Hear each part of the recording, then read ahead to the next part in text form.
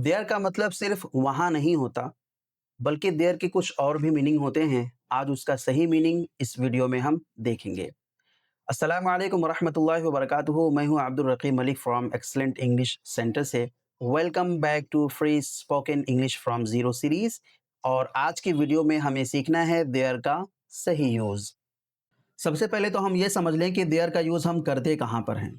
तो सेंटेंस बिल्कुल शॉर्ट हो, जैसे एक मोबाइल है, एक लैपटॉप है, एक लड़का था, एक राजा था। इस तरह के सेंटेंसेस आपने देखा होगा कि शुरू में देयर आता है। वहाँ पर देयर का कोई माना नहीं होता। वो बस सब्जेक्ट की जगह पर आ जाता है, उसका कोई माना वहाँ पर तर्जुमा नहीं किया जाता है। वरना तो देयर अगर सेंटेंस के एंड में आए एज एन एडवर्ब तो उसका माना होता है वहाँ, लेकिन ये सब्जेक्ट की जगह पर आ रहा होगा तो उसका कोई तर्जुमा नहीं किया जाएगा। यानी अगर सेंटेंस हो देयर वाज़ अ बॉय तो हम नहीं कहेंगे वहाँ एक लड़का था। तो यही सारी चीज़ें आज की इस वीडियो में हम देखेंगे। तो देयर का यूज़ करते हैं किसी चीज़ को बताने के लिए कि वो है। जैसे टेबल पर एक लैपटॉप है। लैपटॉप कहाँ है? टेबल पर है। तो लैपटॉप का वजूद टेबल पर है। ये चीज़ बताने के लिए हम देयर का यूज़ करते हैं। अब देयर के साथ में इज़ भी आ सकता है, आर भी आ सकता है, वाज़ भी हो सकता है, वर भी हो सकता है। बट क्वेश्चन ये है कि हम कब ऐसा करेंगे, इसमें ही ज़्यादा कन्फ्यूजन रहती है लोगों को। तो अगर एक चीज़ के बारे में बात हो रही होगी तो हम देयर इज़ या देयर वाज़ यूज़ करेंगे, अगर एक चीज़ के बारे में बात होगी तो। जैसे कहना हो टेबल पर एक किताब है। सबसे पहले तो ये देख लेते हैं कि एक किताब है, there is a book. Table पर एक किताब है, there is a book on the table.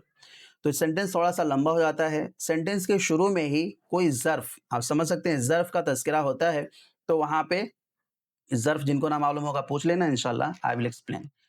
तो there is a mosque near my house. मेरे घर के करीब एक मस्जिद है।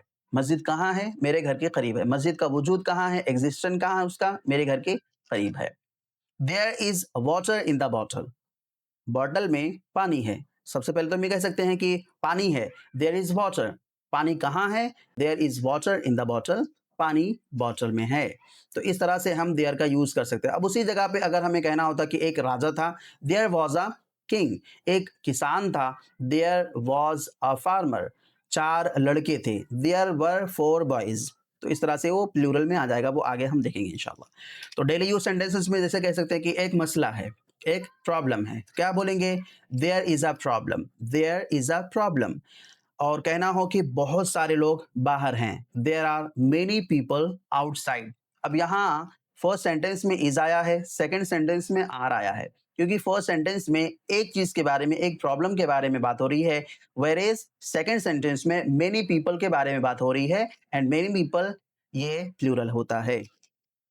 देयर इज़ अ मोबाइल, एक मोबाइल है। और अगर यही कहना हो कि लैपटॉप मोबाइल टेबल पर है, there is a mobile on the table. There is a mobile on the table.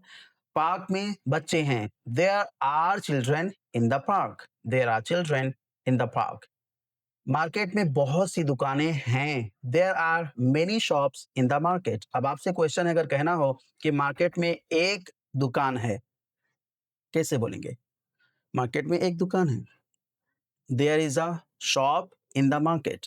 Market में एक दुकान थी।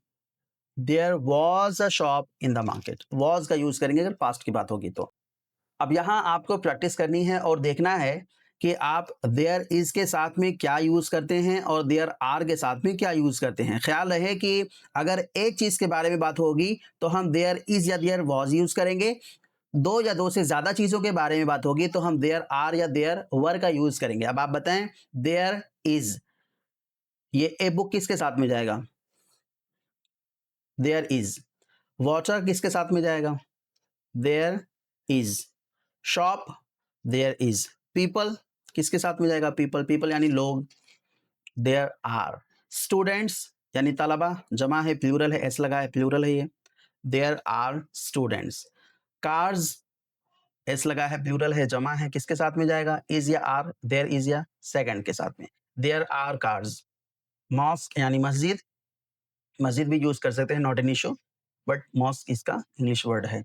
देयर इज या there are, of course there is a mosque, a यहाँ पे होगा। देयर आर स्कूल आएगा देयर इज़ के साथ में या देयर आर के साथ में आप बताएँ? बिल्कुल, there is a school, there is a school. Problem ये इज़ के साथ में या आर के साथ में जानबूझकर हमने यहाँ पे ए वगैरह नहीं ऐड किया है ताकि आप समझ सकें सही तौर पर। तो there is a problem, is के साथ में जाएगा। प्लेस यानी जगह, देयर आर प्लेस या देयर इज़ प्लेस। बिल्कुल, there is a place, there is a place. तो कितने आपके सही हुए हैं, कितने गलत हुए हैं? ख़्याल रखें कि अगर एक के बारे में बात हो रही है, देयर इज़, जमा के बारे में बात हो रही है, देयर आर। तो आज की वीडियो यहीं पे पूरी होती है। अगली क्लास में हम देखेंगे कि देयर इज़ को हम नेगेटिव और इंटरोगेटिव में कैसे यूज़ कर सकते हैं। तब तक के लिए आपको जो भी क्वेश्चन हो, आप कमेंट बॉक्स में ज़रूर पूछ सकते हैं। Thank you very much.